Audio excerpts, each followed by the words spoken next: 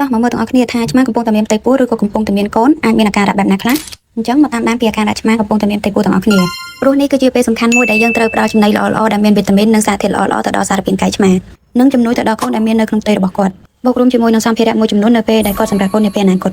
ជាទូទៅសញ្ញាទាំងអស់នេះគឺយើងអាចមើលដឹងថាឆ្មាមានគល់ហ្នឹងគឺចាប់ពីអាយុគល់2អាទិត្យឡើងទៅហើយនេះគឺជា5ចំណុចដែលប្រាប់បានថាឆ្មាកំពុងតែមានគល់ទី1សភាពសាច់នៅបរិវេណដោះរបស់ឆ្មាហ្នឹងមានសភាពពីធំហើយពណ៌នៅចុងដោះរបស់គាត់ហ្នឹងគឺមានសភាពបដូរពណ៌ពីពណ៌កាជុកទៅជាពណ៌ដិតទៅហើយចំណុចទី2នោះគឺឆ្មា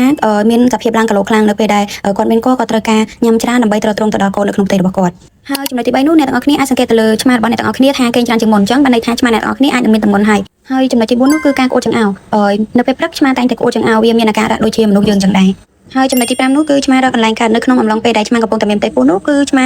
ស្វែងរកកន្លែងសម្រាប់កើតឲ្យហើយដើម្បីងាយស្រួលនៅពេលដែលឆ្មាកើតទៅងាយស្រួលដូចជាកន្លែងក្លុកកលៀតឬក៏ក្លាំងជាដើម